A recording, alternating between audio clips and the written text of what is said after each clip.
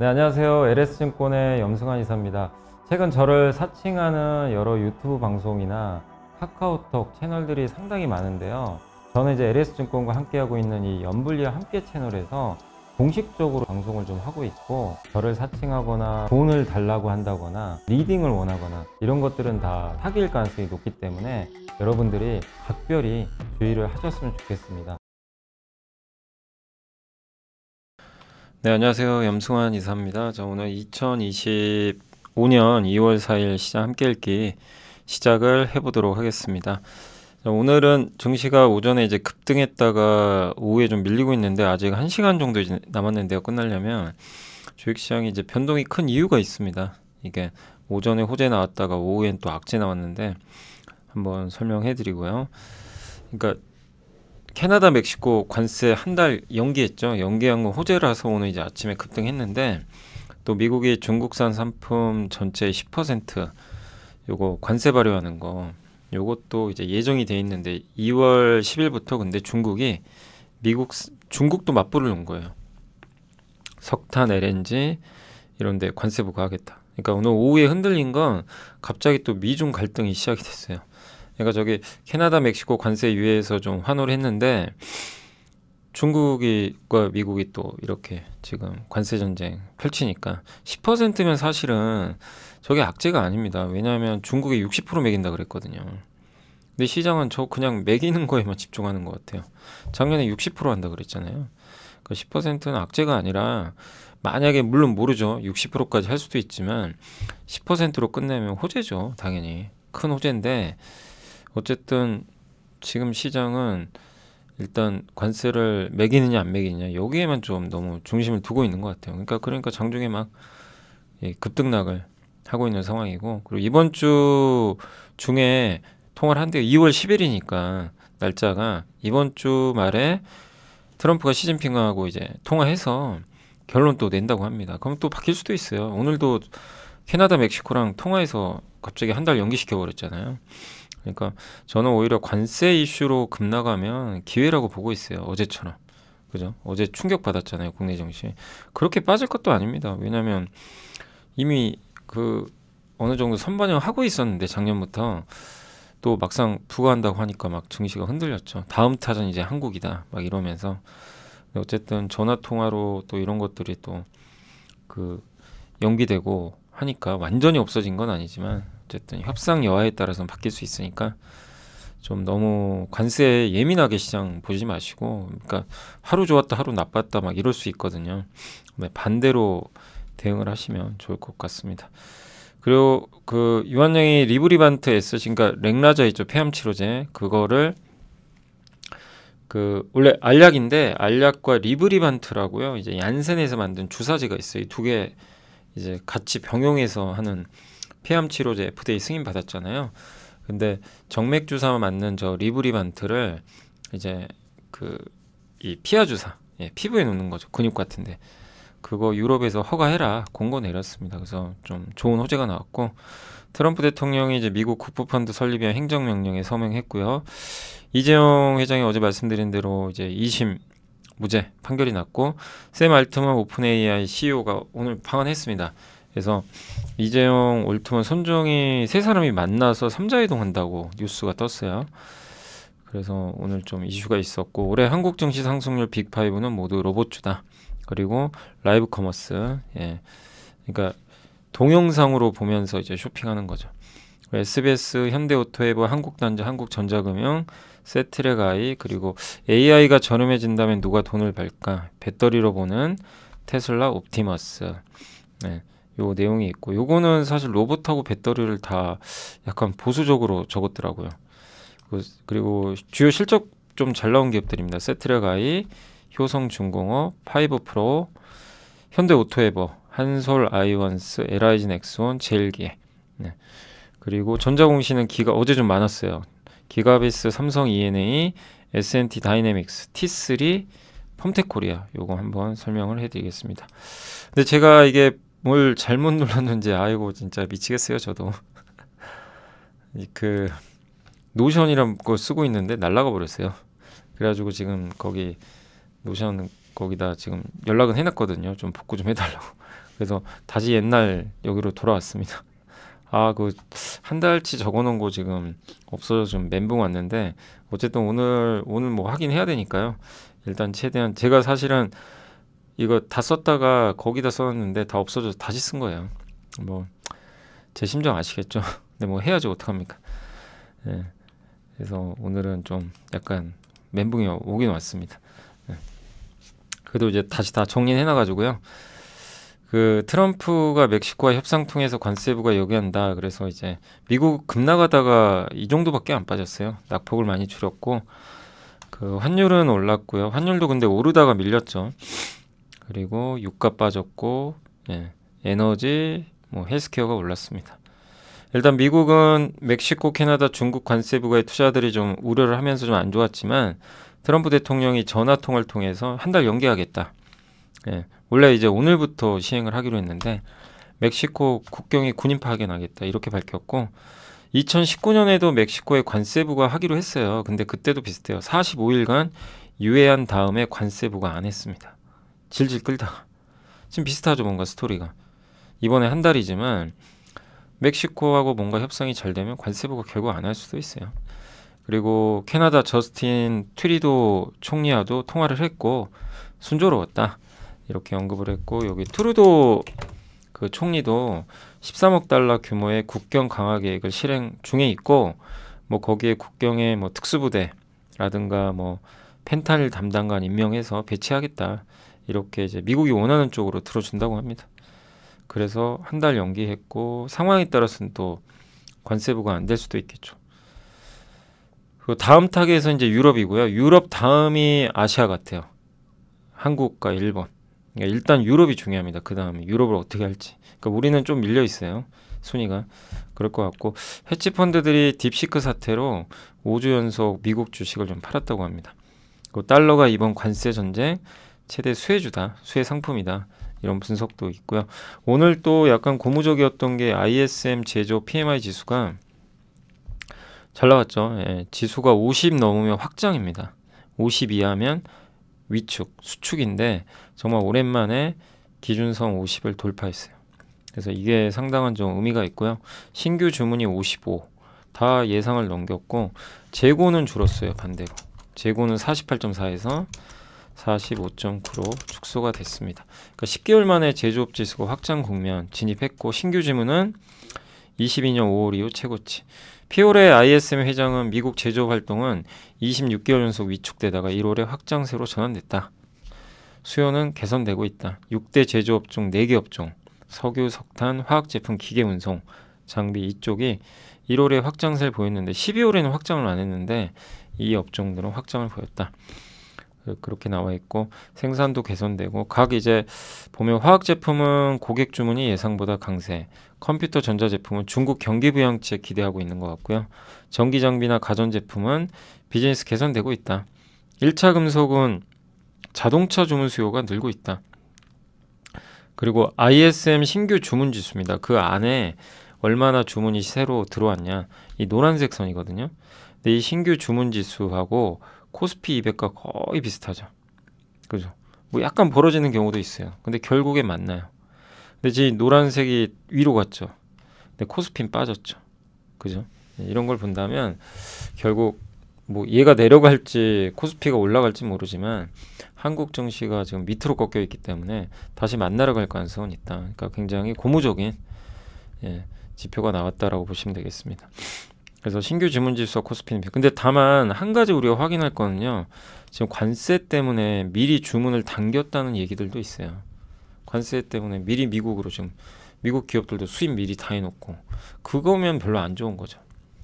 미리 사재기 하는 거잖아요.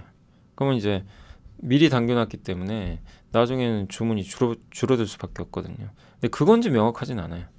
근데 만약에 그런 이유라면 그러니까 앞으로 몇 달은 더 지켜봐야 되겠지만 그런 이유면 우리가 이걸 좋게 볼 수는 없는 거고 다만 그게 아니라면 이 지금의 지수는 상당히 긍정적이다. 근데 요거를 좀 확인하는 과정은 한두 달 더 필요할 것 같습니다.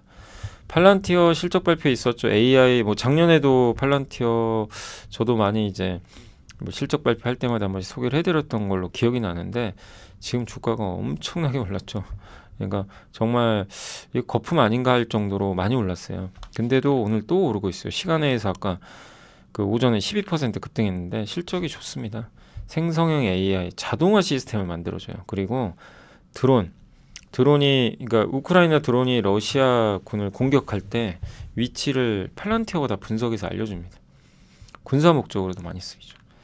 그래서 신규 고객과 이 AIP를 통해서 고객 확대가 매출을 견인하고 있다. 한마디로 자동화 시스템 통해서 지금 매출을 늘리고 있고 딥시크를 되게 견제하고 있고요. 고객들이 딥시크 사용하지 못하게 할 거고 미국 정부 고객들은 중국 회사 모델을 사용할 수 없게 될 것이다.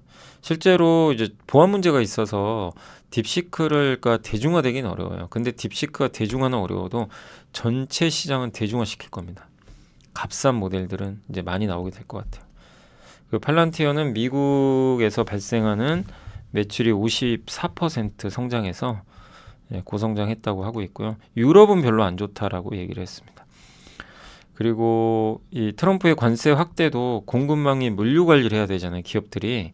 그때 팔란티어 분석 서비스가 도움을 줄 거라는 멘트가 있었고 또 팔란티어는 AI 문화와 방식을 그들만의 방식으로 수출하겠다고 언급을 했는데 미국 기업들한테 이 AI 프로그램을 심어주고 이제 회사마다 또 자체적인 비즈니스 모델이 있잖아요. 그거랑 자기네 대형 언어 모델을 이렇게 같이 결합을 해서 기업들이 독특하게 자기네 맞춤형으로 쓸 수 있게 해주겠다. 이렇게 언급을 했습니다. 그래서 대형 다국적 은행과 협력해서 며칠 걸리던 작업을 3분 만에 끝냈고 대형 전력 시스템 회사와 협력해서 또 견적과 주문으로 전환하는 것을 자동화했고 인간 기술자가 100시간 걸리던 작업을 또 자동화했다고 하니까 어쨌든 팔란티어가 시간을 정말 단축시켜줘요. 지금 AI가 필요한 이유는 시간 단축입니다. 그래서 저도 자료 만들 때 요즘에 정말 뭐 AI 도움을 너무 많이 받고 있고요. 너무 편하죠. 그림도 그려주고 요약도 해주고 자료 작성도 도와주고 뭐 검색해서 옛날에 네이버 검색 찾았다면 지금은 그냥 답을 주니까 그런 부분도 좋고 그러니까 이 시간을 다 단축시켜줘서 그리고 어떤 그래프도 만들어주고 데이터만 있으면 그런 점들이 상당히 좋은 것 같습니다. 자 그리고 이제 엔비디아가 많이 빠졌고 뭐 미국 기업들은 대부분 빠졌어요.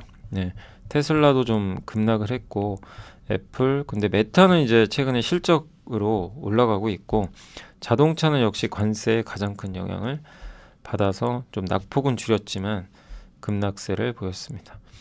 그리고 미국이 중국산 상품 전체의 10% 2월 10일부터 추가 관세 발효하겠다 발표를 했고 중국은 맞대응합니다. 미국산의 이런 것들 관세 부과하겠다. 이번 주 내에 이제 트럼프 시진핑 통화 예정이고요. 또 중국은 구글의 반독점법 조사 개시하겠다라고 언급을 했습니다. 자, 유한양이 아까 말씀드린 대로 그 유럽 그 의약품청 산하에 그 의약품 사용자 위원회가 있는데 여기서 허가 공고를 내려요. 그러면 거의 승인돼요. 그래서 유럽에서 승인받을 가능성이 굉장히 높아졌고 투여 시간 줄이는 거죠. 한 5시간 맞아야 될 거를 5분 만에 끝내는 거죠. 그래서 이는 존슨앤존슨에도 존슨앤존슨 유통사거든요. 트럼프 대통령이 미국 국부펀드 위한 국부펀드 설립 위한 행정명령에 서명을 했고요. 이제 이 국부펀드를 만들어서 뭘 할 거냐면 이제 정부가 이 돈을 가지고 뭔가를 하겠죠. 그래서 아직은 결정된 건 아닌데 틱톡 메가 계기가 나오는데 아마 국부펀드가 자금을 들여서 인수하지 않겠냐 이런 얘기도 있고 코로나 백신 같은 이제 제약사와 유사시 거래할 자금이 될 수도 있다라는 그런 분석도 좀 제기가 됐습니다. 그래서 이거는 뭐 어쨌든 상황에 따라 다르겠지만 이제 미국도 국부펀드 만들어서 뭐 AI 투자할 수도 있고요. 여러 가지 투자들을 할 가능성은 있는 것 같습니다. 자, 어제 이제 이재용 회장이 2심 무죄 받았는데 이제 그 내용인데 일단 항소 이유가 없어서 모두 기각해 1심과 이제 동일하게 나왔고요. 이제 사법 리스크는 사실상 해소가 됐죠. 그래서 현재 삼성전자가 위기 상황이잖아요, 사실. 그래서 최근 중국 AI 기업 딥시크 보고 정말 깜짝 놀랐죠. 중국이 무섭긴 무서워요. 이가 없으니까 잇몸으로 하고 있잖아요. 반도체 규제하니까 소프트웨어 개선시켜가지고 성능을 극대화시키는 거 보고 정말 중국에 대해서 좀 굉장히 두려움을 느낄 수밖에 없는 이런 사건이 터진 거죠. 근데 우리나라는 그럼 도대체 지금 뭐 하고 있나 이런 생각이 들 수밖에 없는 상황이고, 삼성이 또 중요한 역할을 해야 되는데 사실상 컨트롤 타워가 없었던 거죠. 근데 이제는 복귀할 거고, 저는 이제 제일 중요한 게 빨리 등기 임원 복귀해야죠. 책임 경영해야죠. 아직도 등기 임원 복귀를 안 했어요. 이거 빨리 해서 그동안 이제 밀어놨던 안건들 빨리 처리도 하고, 예, 책임 경영을 해야 될 때가 아닌가. 그리고 M&A도 해야 될 것 같고요. 지금 M&A 제대로 한 게 하만 외에는 없어요. 말은 항상 하겠다 하는데 실천이 안 되고 있습니다. 바이오가 먼저 거래되는데 삼성바이오가 중심으로 계속 할 거고, 뭐 바이오는 잘하고 있고요. 그 다음에 레인보우 로보틱스에 대해서 이번에 추가 투자 단행했죠. 네.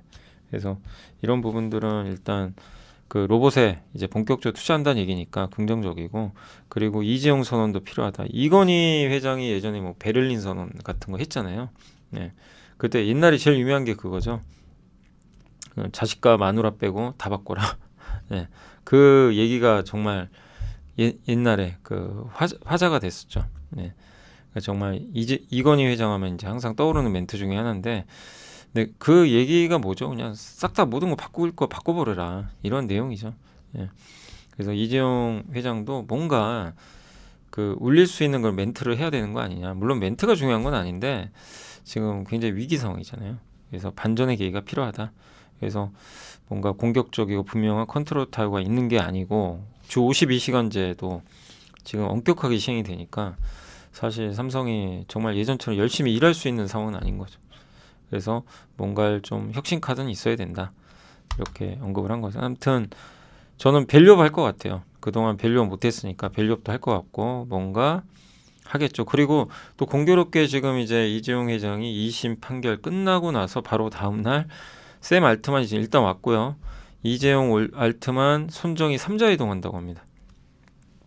했는지 아직 기사는 안 나요. 근데 단독 보도로 매일경제에서 떴는데 한번 확인은 해보세요. 저녁에 진짜로 했는지는 좀 지켜봐야 되겠고, 근데 사법 리스크 벗어나면서 이제 시동 건 거 아니냐. 삼성은 일단 여기 들어가면 좋죠. 그리고 완전히 AI 소외받은 기업인데, 그러니까 이런 논의가 실제라면 삼성한테는 큰 호재가 될 수 있죠.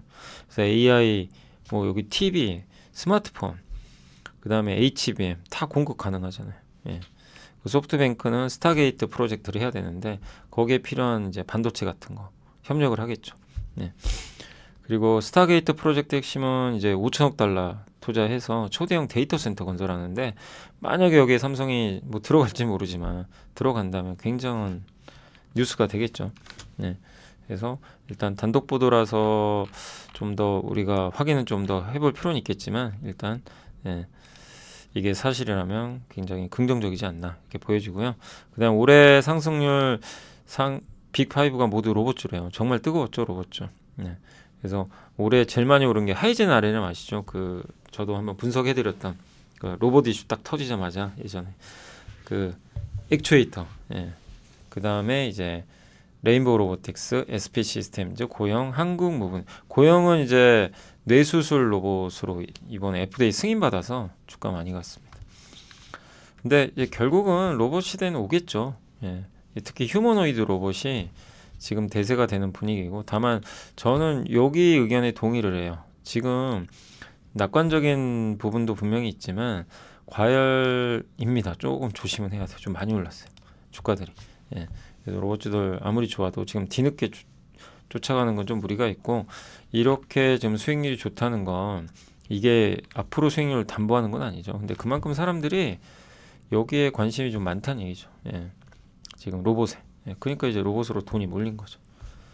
그래서 앞으로 저는 중장기적으로 로봇은 계속 관심을 가져야 된다고 보는데, 다만 단기적으로는 좀 많이 올랐잖아요. 그러니까 좀 한 번에 큰 조정이 나올 때 그때를 또 이용해 보시면 좋지 않나 이렇게 생각은 하고 있습니다. 또 레인보우 로보틱스가 대장이고, 이 회사 시총이 이제 올라가면 이제 어떻게 보면 이제 이 로봇 산업 전체가 커져요. 저런 대장주가 나와서 시총이 커져야 돼요. 그래야 그게 하나의 진짜 이제 테마가 아니라 큰 산업이 되는 거죠. 그래서 레인보우 로보틱스가 큰 역할을 해줘야 되고, 그 밑에 있는 기업들의 시총도 이제 같이 올라가는 흐름이 나와야 되는데, 일단 걱정되는 거는 근데 이들 기업들이 돈을 못 벌잖아요. 네, 적자가 많으니까.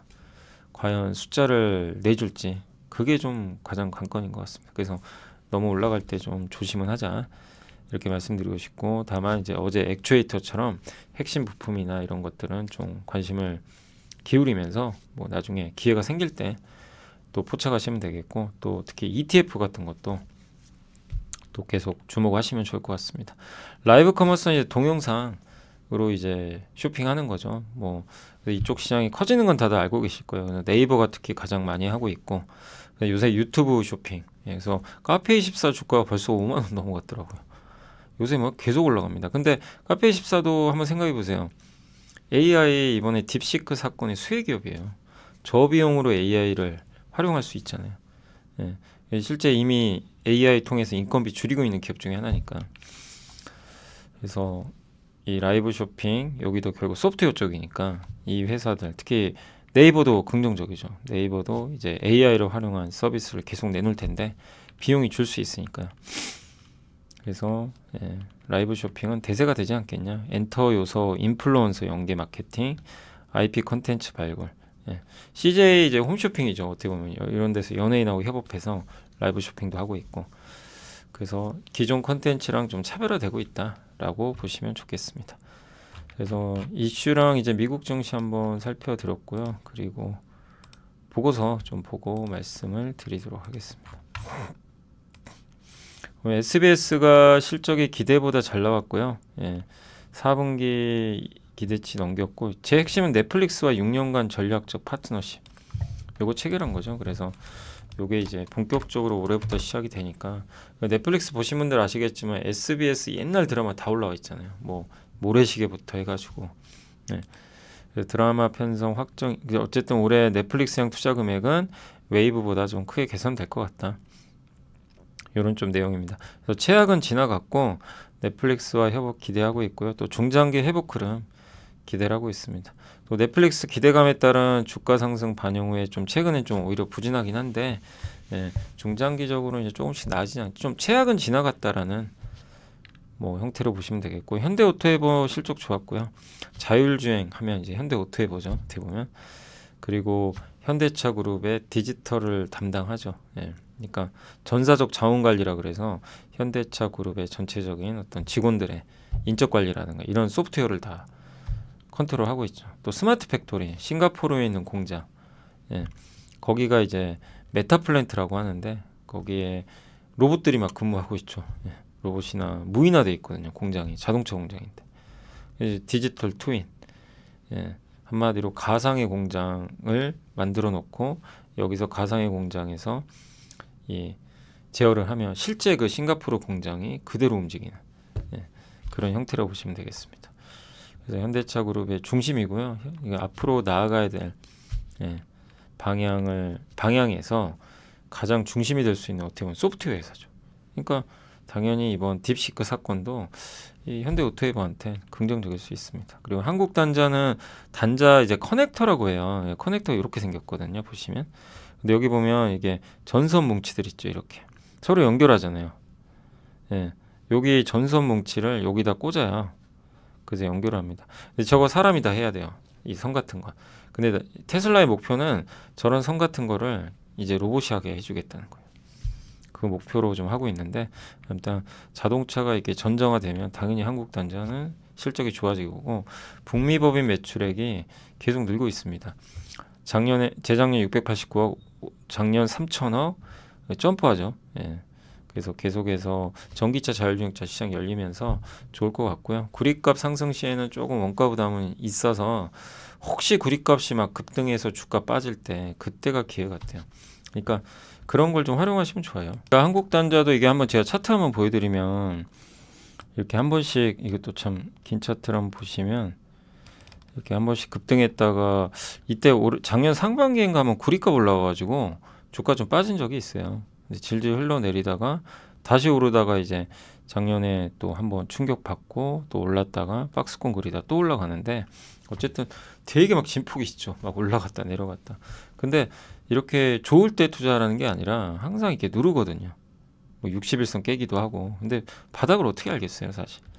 예. 근데 내가 어떤 기업을 중장기로 투자한다면 이렇게 올라갈 때 투자하는 게 아니라 기다리면 오더라고요, 또. 예. 오는 경우, 안 오는 경우도 있지만 그래서 항상 이렇게 기다렸다가 투자하시면 좋지 않나 그런 생각이 듭니다. 그래서 우선이 뭐냐면 기업을 먼저 알아야죠. 내가 이 기업을 중장기 투자할 건지 먼저 결정을 해야죠.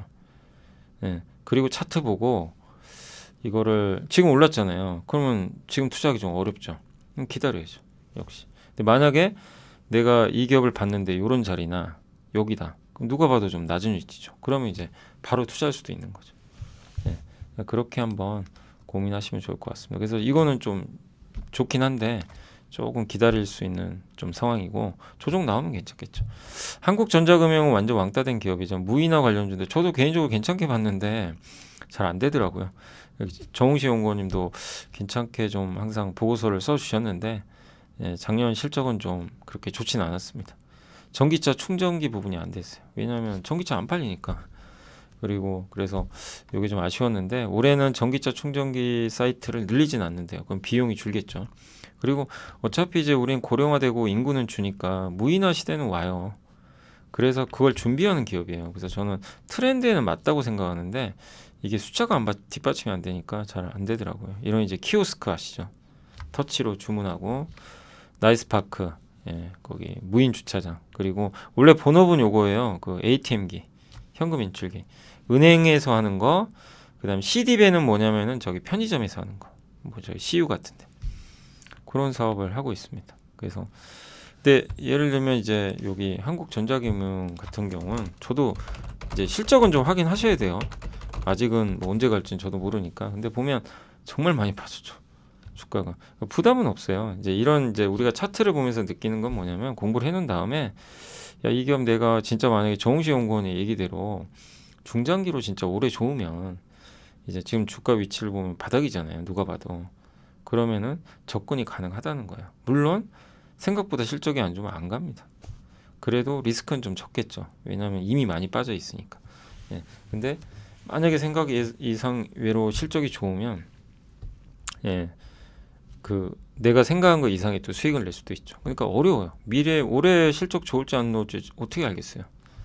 계속 이제 매분기 실적 발표할 때마다 검증은 해봐야 되겠죠. 네. 그래서 아직 4분기 실적 발표 안 했으니까 한번 실적 발표까지는 확인해 보시고 그리고 대응을 하시면 좋을 것 같습니다. 그리고 예, 세트레가이는 이제 4분기 영업이익이 기대치를 상회했고요. 자회사 적자가 컸는데 이게 아마 구조조정 좀 들어간 것 같더라고요. 그래서 적자 폭이 좀 줄었고 위성 사업이 핵심입니다.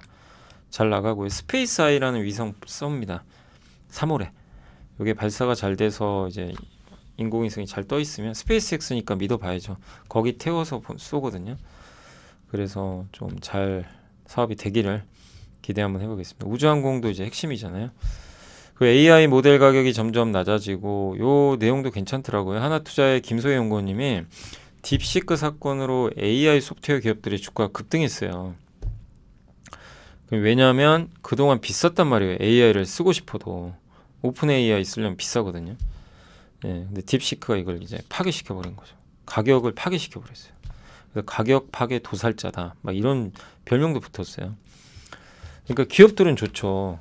아니 이렇게 싸게 쓸 수 있으니까 어쨌든. 예, 그래서 그걸 가지고 그 모델을 가지고 AI를 자체적으로 개발을 해서 맞춤형으로 내놓는 거죠. 예, 그 대표적인 기업이 이제 도전비전 같은 거죠. 도전비전 메타의 라마를 이용해요. 메타. 그걸 이용해서 훈련을 하고 자사 서비스. 그러니까 도전비전의 AI 소프트웨어 원 AI 그러고 있는데 이게 이제 AI 소프트웨어 프로그램에서 자동화 해주는 거죠. 그래서 기업들이 이걸 채택을 하면 회계, 세무, 인사, 그룹웨어 등에서 AI 뭐 챗봇 서비스 같은 게 있어요. 물어보면 적절하게 처리해 줍니다. 이 세금계산서 이거 뭐가 잘못된 것 같은데 이게 뭐가 잘못됐니? 찾아봐. 그러면 기존에는 세금계산서 이제 뭐가 잘못된 걸 이제 사람이 찾아 들어가야 되잖아요. 그럼 얼마나 힘들겠어요. 시간이 걸리는데 그냥 얘한테 물어보면 얘가 알아서 다 찾아줘요. 그런 거. 야, 팔란티어가 그런 느낌이죠. 팔란티어는 이제 자동화 시키고 그런 건데 시간 줄여주잖아요. 그러니까 도전비전도 마찬가지예요. 뭐 세무나 회계나 인사 관리나.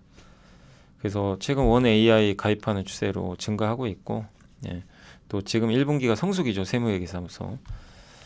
그리고 생산성 향상의 효과가 확인되고 있다. 그리고 인터넷 기업들은 AI를 이용해서 올해 본격적으로 사업을 본격화할 텐데 오늘 보니까 오픈 AI랑 카카오가 제휴한다는 얘기도 있더라고요. 뉴스가 떴는데 어쨌든 네이버는 자체 AI가 있어요.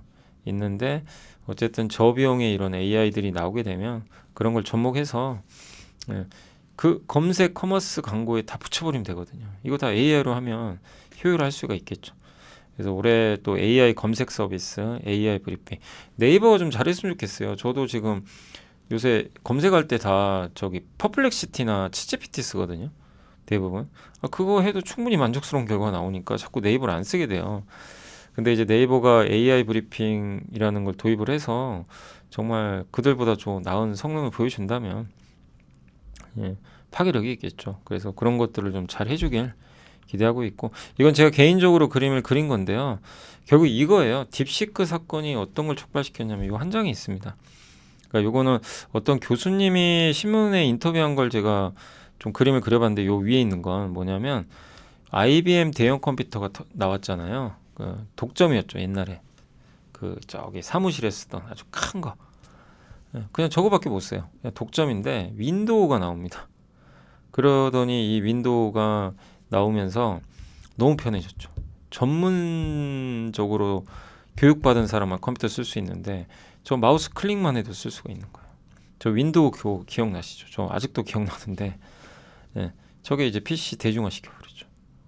예, 저 윈도우 나오면 그러니까 뭔가 매개체가 있어서 그러니까 마치 IBM 시대가 끝나고 PC 대중화 시대로 바뀐 거랑 비슷하다고 그 교수님이 딥시크 사건을 이제 비유를 하셨더라고요. 그러니까 그런 걸 보면 이 딥시크가 나옴으로 인해서 엔비디아 오픈 AI의 이 철옹성 같은 구조가 깨지면서 딥시크가 AI 대중화를 일으켰고 비용을 줄입니다. 그러면 이제 게임 회사, 카페24 같은 기업들은 당연히 비용 절감 또 AI 이렇게 싼 모델을 쓰게 되면 이걸 이용해서 돈 버는 기업들이 나와 네이버나 더존비죠. 방금 요 위에 설명한 거죠. 그리고 로봇, 자율주행, 스마트폰에 AI 가벼운 모델의 AI가 자체 탑재해요. 데이터 센터 연결 안 해도 저 안에 그냥 AI가 들어가 있어요. 경량화 모델이. 그러면 굳이 인터넷 연결 안 해도 돼요. 인터넷 연결 안 하고도 들리고 인터넷 연결할 수도 있고 하면 최신 데이터를 업데이트하는 거고. 근데 클라우드나 저기 어디죠? 그 데이터 센터에 해서 연결했던 게 아니라 이제 이 하나하나가 이 자체 서버 역할을 하는 거예요. 그걸 이제 촉발시킨 거죠. 예, 그래서 굉장한 좀 발견이다라고 보시면 되겠습니다. 그리고 요거는 좀 뭐 글쎄요. 예, 물론 현실적인 내용이 한번 들어보시면 옵티머스 생산 계획 올해 만대고 이제 향후에 100만 대까지 생산한대요. 100만 대 생산은 좀 시간 걸립니다. 2030년 될 수도 있고요. 근데 어쨌든 원가가 비싸죠 아직은. 근데 가격을 2만 달러 이게 가능할지는 솔직히 모르겠어요. 쉽지 않거든요. 지금 로봇 하나 만드는데 최소 5만 달러, 10만 달러 이렇게 나온다고 하니까 배터리는 2.3kg. 근데 배터리가 문제인 게 인간용 로봇에 배터리가 들어가잖아요. 근데 2.3kW 배터리 팩이 하나당 탑재된대요. 근데 로봇 만들면 2.3GW. 그러면 현재 그 LG엔솔 2170 배터리 양산 전기차 그거 라인 한 개 정도밖에 안 된대요. 그러니까 배터리 기업들한테 유의미하기는 어려워요. 근데 만약에 100만 되면 얘기가 다르겠죠. 그죠? 280GW잖아요. 그러니까 먼 미래를 그냥 좀 당겨오면 이거는 새로운 시장 하나 열려버리는 거예요. 한번 상상해 보세요. 지금 당장은 만대예요. 만대도 안 될 수도 있어요. 근데 몇 년 후에 지금 그 생각하기로는 제가 이제 뭐 그때 언론 기사나 이런 거 봤을 때는 2030년 가능성이 높다고 하더라고요. 100만 대. 100만 대면 그 280기가입니다. 그죠? 적은 게 아니에요. 280기가면. 예. 라인 100개잖아요. 예. 그럼 그때는 전기차도 훨씬 많을 거. 그러니까 전기차에다가 여기 로봇까지. 예. 그러니까 굉장한 수요가 생기는 거예요. 그러니까 배터리를 절대 포기하지 마세요. 저는 그렇게 생각은 해요. 근데 지금은 힘들어요. 지금 뭐 트럼프 정책도 안 좋고 당장 막 적자 나고 어제 LG화학도 굉장히 실적 안 좋고 그냥 막 숫자 보면은 이거 망하는 거 아니야 막 이런 두려움이 들 정도인데 막 포스코도 오늘 빠지고 포기는 하실 필요는 없어요. 옵니다. 오는데 왜냐면 제가 이거 지금 이거 또 보여드리잖아요. 100만 되면 배터리 많이 필요해요. 예, 전기차랑 별개로. 예, 라인 100개가 필요한 거니까. 예, 근데 지금은 아니라는 거죠. 시간이 좀 걸린다. 근데 어쨌든 이런 지금 당장 로봇에 대한 너무 기대를 높이지 말자 이런 내용이에요. 이것 때문에 뭐 배터리가 지금 좋아진다. 이거는 좀 우리가 조심하자 이런 내용이고 그 현재 배터리가 성능이 더 좋아야 되는 게 2시간 작동하면 방전된대. 2시간밖에 못 쓰면 참 힘들죠. 예, 충전하고 2시간 쓰면. 예, 그렇다고 뭐 이게 전기를 꽂고 다닐 수도 없고. 그래서 아직은 좀 쉽지 않고 그 다음에 배터리 기술은 지금 더 발전해야 되고 또 옵티머스 저거 상용화하려면 배터리 기술이 또 발전해야 돼요. 그러니까 배터리가 안 됐는데 옵티머스가 대중화되기도 어렵고 저 로봇이. 그래서 좀 너무 기대감 높이지 말자 이런 내용인데 저는 중장기로는 계속 기대감 가져야 된다고 생각해요.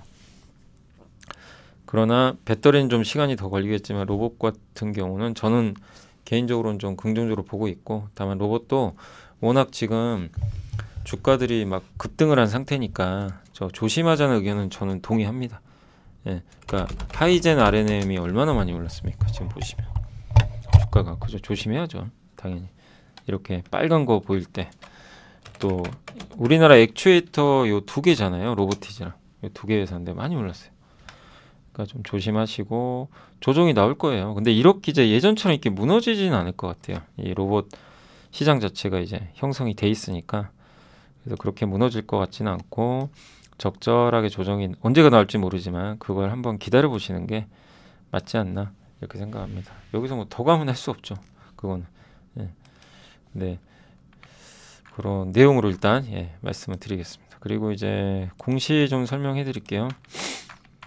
공시가 어제는 좀 많아가지고 기가비스가 이제 기판 검사 장비 만드는 회사인데 이게 제가 보니까 일본 반도체 기판에 제조한사에 공급한대요. 근데 찾아보니까 원래 그 이 회사가 주로 공급하는 회사가 신코랑 이비덴인데 근데 이들은 매출이 작아요. 15조가 아니에요. 근데 연매출 15조 회사래요. 연매출 15조 회사 제가 그래서 물어봤어요. 예, 퍼플렉시티한테 한번 물어봤더니 무라타라고 합니다. 무라타. 근데 무라타는 이런 기판을 하는 게 아니라 MLCC 하는 걸로 알고 있는데 맞는 근데 일본 반도체 기판 중에 아무튼 이런 수동 부품 중에 제일 큰 회사가 무라타거든요. 그래서 혹시 한번 물어보세요. 그 왜냐면 이게 안 알려줄 수도 있겠네요. 경영상 비밀이라 공급사 안 알려줍니다. 아마 안 알려줄 거예요. 그래서 추정할 수밖에 없는데 무라타 가능성이 있어요. 그 새로운 아마 일본 회사에 공급한 게 아닌가. 기존에는 여기 신코 이비덴에는 공급을 했는데 그래서 확보하지 않았나 싶고 어쨌든 정말 오랜만에 대형 이 공급 계약이 맺어져서 좋고 유리기판 검사도 하거든요. 그래서 유리기판 시장도 언젠가 열리겠죠. 그런 면에서 좀 좋은 뉴스 이제 공시가 떴고 삼성 E&A는 아랍에미리트 이쪽에요. 그 메탄올 만드는 그 프로젝트 수주 받았습니다. 금액이 꽤 큽니다. 2.47조 원. S&T 다이나믹스는 그 K2 전차 있죠. 우리나라 원래 이거 변속기를 독일 회사가 만들어요. 근데 작년에 국산화해서 승인 받았어요. 그래서 드디어 들어갑니다. K2 전차 28년까지 이게 150대 규모예요. 생산 4차 양산 물량인데 여기에 들어가는 것 같습니다. 이 파워팩은 다이나믹스가 만든 변속기랑 현대 인프라코어가 만든 엔진을 결합한 거예요.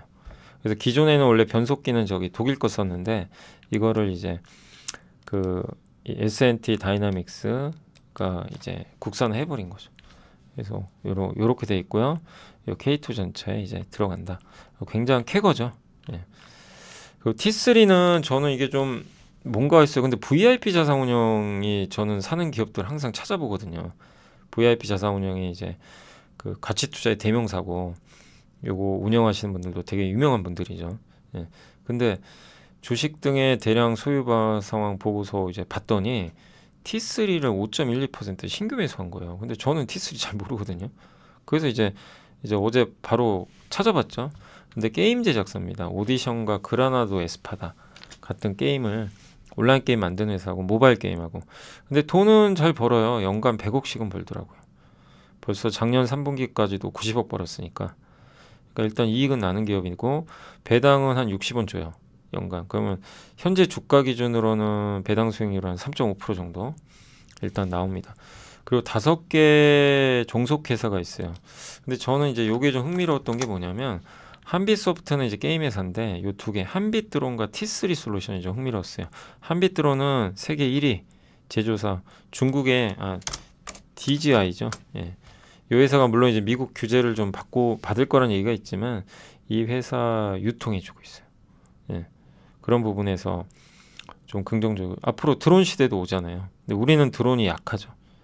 그래서 이걸 유통하는 회사라 좀 괜찮을 것 같고 T3 솔루션은 디지털 트윈, 현대 오토에버 있죠. 그런 것처럼 디지털 가상의 환경을 만들어주는 회사고 드론과 로봇 활용해서 측량, 건설 그쪽에 많이 또 쓰이겠죠. 그래서 좀 한번 공부해볼 만하다. 예, 이런 생각이 듭니다. 그러니까 왜 VIP에서 이 회사를 5%나 투자했을까? 좀 그게 흥미로웠고 저는 요 두 개 일단 기본적으로 배당도 있는 데다가 요게 있어서 그런 거 아닌가. 다만 시총이 작아요. 1,000억밖에 안 돼서 너무 좀 작은 건 리스크지만 요게 오디션이란 게임이고요. 요게 드론. 예, 드론 활용하는 거죠. 이렇게 뭐 화재가 났을 때 그 디지털 트윈은 뭐냐면 요런 거 있죠. 요런 거. 요런 기기 있죠. 이렇게 들고 다니면서 스캔을 해요. 건물 같은 거 다 스캔을 합니다. 스캔한 다음에 요런 데 들어가서 스캔을 다 따요. 그러면 이제 이렇게 바뀌어요. 요게 이제 디지털 트윈이에요. 그래서 저 가상 환경을 만들어 놓는 거예요. 저게 디지털 트윈입니다. 네. 그리고 펌텍 코리아는 이제 피델리티에서 지분 취득했다라고 보시면 좋겠습니다. 1.05% 추가로 지분을 취득했습니다. 이거 제가 노션이 날라가 버려가지고 지금 일단 메일은 보내놨는데 제발 좀 복구가 됐으면 좋겠습니다. 자, 그리고 이제 오늘 시장이 이제 3시 20분인데 바로 좀 말씀드릴게요. 그리고 손정희 회장이 그 소프트뱅크에 그 삼성 서초 사옥에 들어갔대요. 그가 회동하는 게 맞는 것 같네요. 그 사진이 올라왔더라고요. 거기 아마 삼성 직원이 찍었는지 모르는데 텔레그램에 그게 있더라고요. 그래서 아마 회동한 것 같아요. 그게 진짜일 가능성이 높아진 것 같습니다. 자, 아무튼 오늘 이제 시장 이제 동시효과 들어갔는데 지금 현재 주식시장은 뭐 코스피 기준으로 좀 말씀드리면 오늘 30포인트 정도 이제 오르면서 끝날 것 같고 좀 아쉬웠던 게 아침에 그렇게 오르다가 이제 갑자기 중국 근데 그냥 변동성이 요인이에요. 그리고 통화해서 뭐 중국 관세 10% 하는 거는 악재가 아닌데 굉장히 낮은 관세잖아요. 60%도 아니고 그리고 주가가 뭐 이렇게 이미 빠진 상태인데 저게 저렇게 놀랄 일인가 좀 싶긴 한데 아무튼 너무 시장이 예민하게 반응은 하는 것 같습니다. 코스닥은 오늘 급등하면서 마무리될 것 같고요. 외국인 기관이 다 샀고요. 연기금은 뭐 그때 말씀드린 대로 아마 주식 올해 상반기에 많이 살 겁니다. 연기금을 믿어야죠. 올해 상반기는 계속 방어할 것 같습니다. 그래서 긍정적이고 그다음에 오늘 섹터로는 양자 컴퓨터, 의료 AI 요게 왜 급등했냐면 샘 알트만이 한마디 했죠. 의료 AI랑 로봇 얘기를 했어요. 그거 하러 왔다. 협력하러 왔다. 뭐 그런 얘기를 했다고 하네요. 그래서 오늘 뭐 보시면 의료 AI주들이 갑자기 이제 급등했고 그 다음에 조선주는 다시 또 급등을 했습니다. 최근 조금 조정받았다가 그리고 전선주 오늘 가온전선이 좋았고요. 조선기자재도 같이 좀 반등을 해줬고 오늘 우주 쪽도 좋았습니다. 방위산업도 좋았고 2차 전지는 장비 쪽이 좋았던 것 같습니다. 통신장비 폴더블 폰도 오늘은 오랜만에 주가가 좀 올라갔고 카메라 모듈 그 다음에 오늘 반도체도 좋았죠. 로봇도 역시나 이제 영향을 좀 받았습니다. 한마디 했어요. 샘 알트만이 그게 영향을 줬습니다. 그래서 오늘 사실은 많은 기업들이 다 올랐고요. 다만 이제 신규 상장주는 좀 빠졌고 인터넷 관련주 카카오가 어제 급등했지만 오늘은 좀 빠졌고요. 그리고 생명보험회사 약간 밀렸고 뭐 그거 빼면 다 올랐습니다. 그래서 오늘은 이제 대다수 기업이 상승했다라고 보시면 되겠습니다. 오늘 삼성전자 급등했고 오랜만에 삼성바이오는 어제 좋았는데 오늘 빠졌고요. 그 다음에 은행주, 조선주, 다만 포스코홀딩스는 실적 충격에 좀 오늘 급락했습니다. 그리고 두산 에너빌리티가 다시 급등했고 2차 전지가 안 좋죠. LG화학도 급락. 시총이 점점 밀리고 있습니다. 2차 전지, 포스코인. 그러니까 한때 그렇게 잘 나가던 2차 전지들이 완전히 지금 좀 무너지죠. 좀 심하다 싶을 정도로. 이게 왜냐하면 실적 때문입니다. 실적이 좀 안 좋기 때문에 좀 밀리는 것 같습니다. 그리고 하나 시스템이 다시 급등했고요. 효성중공업 실적 좋았습니다. 두산 로보틱스, 카카오페이, 그리고 오늘 알테오젠이 다시 급등하면서 뭐 완전히 지금 시가총액도 알테오젠이 보면 19조고 에코프로그램하고 이제 격차가 점점 벌어져요. 네. 그러니까 이제는 뭐 에코프로비엠이 역전하기 쉽지 않은 그런 상황으로 가고 있고, 레인보우 로보틱스도 지금 딜을 무섭게 쫓고 있고, 그러니까 2차 전지가 좀 이렇게 꺾이면서 바이오랑 로봇이 이제 등극하는 그런 현상으로 바뀌는 게 뭐 명백히 보입니다. 그리고 반도체가 오늘 그나마 좀 버텨줬고요. 네, 테크잉은 좀 빠졌습니다. 그리고 카페24가 오늘 무려 15%. 네, 카페24도 한번 차트 보여드리면 작년에 많이들 질문해 주셨잖아요. 정말 막 이것도 너무 난리가 아니어가지고 막 급등락이 너무 심해가지고 보시면 올랐다 반토막 나요. 그냥 올랐다 반토막. 네. 근데 지금 어떻게 해야 될까요? 지금은 이 차트 보시면 투자하면 될까요? 지금은 안 되죠. 지금 더 조심하시. 그죠? 예. 그러니까 이게 딥시크 사건으로 이제 급등하는 거거든요. 그러니까 지금은 또 근데 많은 분들이 이제 카페24가 좋다고 생각하다가 못 사신 분들이 뒤늦게 사서 이런 패턴에 이제 물리는 경우들이 되게 많아요. 그래서 항상 차트 보시고 이렇게 너무 올랐다 싶을 때는 늘 좀 조심하시기를 당부드리겠습니다. 예. 그러니까 지금은 투자하시면 안 되죠. 예. 뭐 좋다고 하더라도 지금은 이제 단기간에 너무 올라왔고요. 예. 그리고 코스닥에서 오늘 태광, 태광이 좀 올랐고요. 거래대금 쪽에서는 오늘 한국석유가 좀 빠졌고, 포스코홀딩스, 항공주, 2차 전지가 좀 안 좋았습니다. 자동차도 좀 힘이 없었고, 다만 실적 좋은 기업들, APR이 오늘 7% 좀 올랐네요. 더존비주원 5.8%. 그러니까 한마디로 딥시크 수혜주, 조선주, 로봇, 이런 쪽이 좋았던 것 같습니다. 코스닥은 오늘 뭐 카페24라든가 이거 여기도 역시 딥시크 수혜주죠. 로봇주, 뭐 비슷한 것 같아요. 그 다음에 의료 AI. 반면에 그 오늘 뭐 신규 상장 기업이나 실적이 좀 부진했던 기업들, 일부 반도체가 오늘 좀 하락을 했던 것 같습니다. 네, 그래서 오늘 이렇게 좀 마무리하고요. 시장 좀 계속 변동성이 확대되는데 여러분들 그 절대 막 동의하지 마세요. 막 트럼프가 뭐 또 얘기해서 관세 부과하니 그런 것 때문에 증시가 또 급락할 수 있어요. 그때 반대로 하세요. 그럴 때 오히려 그 투자를 하는 게 맞는 것 같고, 또 트럼프가 좋은 얘기해서 막 이제 증시가 급등해요. 그럼 그땐 좀 기다리시고, 왜냐하면 이런 변동성이 이제 계속 이어질 것 같아요. 그래서 확실하게 지금 관세가 결정된 것도 없고요. 계속 왔다 갔다 하니까 여러분들의 그냥 좋을 때 사고 나쁠 때 팔아버리면 계좌가 녹아버립니다. 잘못하면. 그래서 그런 점 주의하시고 여유 가지고 대응하시면 좋겠습니다. 자, 오늘 방송은 여기서 좀 이제 3시 반인데 마무리하도록 하겠고, 코스피는 아마 28포인트 정도 올라서 아마 끝날 것 같습니다. 그래서 저는 내일 또 이 시간에 찾아뵙겠습니다. 그리고 내일 오전 10시 좀 넘어서 라이브 하니까 라이브 시간에 또 찾아뵙겠습니다. 감사합니다.